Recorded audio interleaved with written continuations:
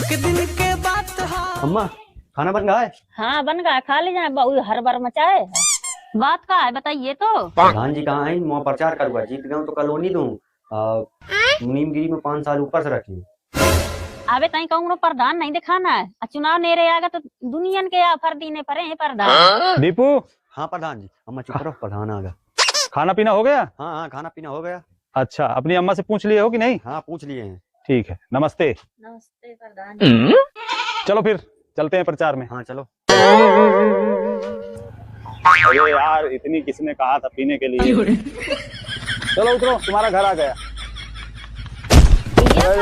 ये का है? अरे ये थोड़ा सा गांव वालों के साथ है, थोड़ा सा ज्यादा हो गया है। प्रचार करने में, सब लोगों को पीने पिलाने में थोड़ा ज्यादा हो गया। नींबू पानी पी लेना, ठीक है? ठीक है, फिर मैं जा रहा हूँ। रुको, इधर आओ पहले। इकने क्या हुआ? चलो भाई। आज के बाद मोरे लड़का को प्रचार में लेवा में